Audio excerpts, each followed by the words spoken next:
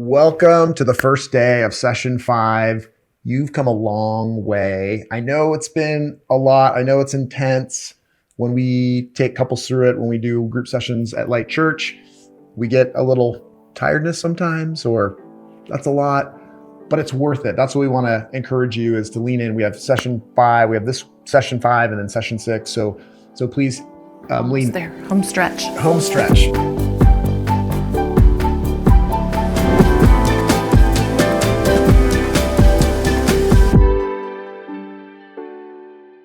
If you could do a workout routine for 6 weeks that would let you not have to work out the rest of your life, or to work out very little and still have a six-pack, I would do that. You would do that. I would do that. That's what this is. So what we're going to be covering now is the icing on the cake. We've talked about the biblical foundation of having a marriage. What are the core components of love and respect and sacrifice and all of the important things that we need? And we build upon that with friendship, right? And we're good friends. I think so. I think we're pretty good friends. Nice to meet you. Nice to meet you. But friendship is the joy. And so the interesting thing about friendship is we've all met couples that, love each other. You maybe know couples that they're committed in love to one another, but you can tell the difference between the couples that are committed in love and actually like each other. Yeah. Would you agree? There's a huge difference. What do you think when you look at a couple, how do you tell the difference between the couples that are just locked in and we're gonna be co-parents, we're gonna be partners, but not necessarily, they don't seem to like each other? What are the clues to you? Well, I think there's always some communication lapse, or sometimes there's like a little bit of nagging that's going on, or some where maybe one might be saying something negative about the other one in a public forum, or just not nice things. Maybe sometimes you're with the girls and the girls are maybe bashing their husbands. So you kind of think things must not be so good. Yeah. And we don't want any of those things for you. We want you to have it all. And that's what this course is about, is to tee you up with the skills and the foundation to do that. And here's the neat thing. The Bible actually commands us to find and build friendship in our marriage and to like each other.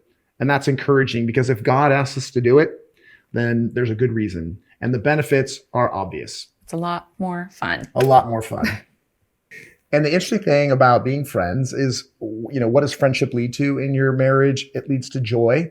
And if we're friends and we're having joy, what does that result in? That results in a strength in our relationship. Because the reason we get married in the beginning, it could be attraction, it could be financial, it could be, you get along and things are fun. But life in your marriage, you will have good and bad days. And being proactive and intentional about building and maintaining a friendship and enjoying each other and finding ways to do that is what is going to allow you to endure, not just endure, but to thrive in those days that are bumpy. And we've had some bumpy days. Not very many, but some. Yeah, but it's like, it's like the suspension of your marriage, if you will. Like, if we're gonna hit the bumps, let's get some friendship suspension in there so we can enjoy the ride and giggle over the bumps, maybe. Is that a good analogy? I think so. All right. Send us a note if you have a better analogy, and we'll put that into the next video. And so, cultivating friendship and joy, sometimes it's really a choice. Sometimes it's reacting to circumstances in a way that may not feel natural at first. And a lot of that goes into communication and communicating how we feel. If we're not feeling joyful, that's oftentimes one of the quickest way we can turn around, what we're feeling from a bad place into a joyful place, is communicating with someone who loves us and gives you the freedom to do that. Yeah, and the validation that what I'm feeling is okay, it's not wrong, and then I can pivot to joy. An interesting thing about joy and happiness as well is that we really can't truly find happiness in life until we actually learn how to help someone else find happiness. And this is a really neat kind of law, relationship dynamics type of law. And you could look at that and say, well, why would I put someone else's happiness before my own? Because that's what the world says. The world says in relationship and marriage is do what makes you happy. The Bible says if I put my spouse's happiness before my own, well, even logically, what do I get in return? You get happiness. You get happiness. And that's really, really important to understand and lean into, that when you are being sacrificially loving, what you're going to get in return is actually greater than what you're giving, because you're going to get someone who is joyful and happy, and you're going to get happiness and fulfillment out of that. And we had a session just the other night with a couple, and they were talking about, we asked the question, is the purpose of marriage happiness? Yeah. Right?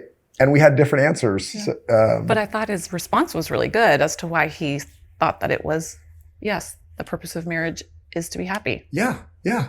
What's wrong with that? What's wrong with saying I'm married because I want to be happy? There's nothing wrong with that. But the truth of it is happiness is not the target. The happiness it's the byproduct.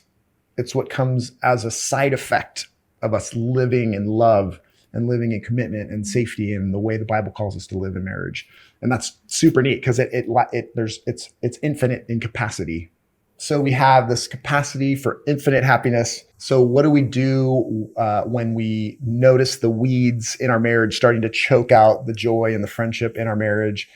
Pamela, we've experienced that at different times, and not just in marriage, but in personal relationships. What would you say would be things that we can do in our marriage when we start to see the joy and some of the things start to drop down a notch? Well, I think it's being very intentional. If you start seeing that there's weeds growing, it's very, very important that you take the time to stop where you are and really take a look at why there are things that are going sideways and make a concerted effort to change it, because the weeds can grow so much quicker than the blooms, and noticing those and taking control over stopping it while it's happening is so critical. So you can do things like start communicating and say, I noticed that we're not having our morning hugs anymore, or I know that you've been working at night and I've been working during the day and we haven't been intentional about having lunch together. It can be the very smallest things that create the biggest, plot of weeds. So once you start to notice it, I think taking action and making those small adjustments makes the world of difference. That's so true. Yeah. And that's what we're trying to do as Army, to be aware, not to let things get out of hand in the garden of your marriage. Mm-hmm. And look, here's the thing. I'm going to talk to you about violence and violence in your marriage. Anything that threatens your marriage, we have to treat violently. Jesus was a loving guy. He came down here and he did incredible things, and he taught us love and he taught us sacrifice, but he also went into the tabernacle and flipped over tables. And you need to treat things that come into your marriage that are threatening it in any way, shape, or form violently. Now, that doesn't mean hitting someone. It just means being aggressive. It means putting my heart, mind, and soul into anything that is going to threaten my relationship and my marriage. So I use this extreme example not to be freaky or scary, but just to grab your attention. Violence in marriage. I'm not saying hit anybody, but you get the point. We need to flip some tables. Flip some tables. Sometimes we need to flip some tables. And the other thing is we can go back and talk as a couple. What did we used to do? Yeah. Let's write down some ideas of things that we used to do that were fun, that we enjoyed. Or what are some new things that we've talked about maybe trying or doing together, and let's map those out and put a plan in place. So as we wrap things up, we have a great exercise for you perfectly on this topic where you're going to talk about the things you enjoy and look for things that you enjoy together and brainstorm and come up with a plan. And maybe, who knows, maybe you'll refer to this later if you hit a dry spot, and it'll reinvigorate your relationship. So lean in and we'll talk to you tomorrow.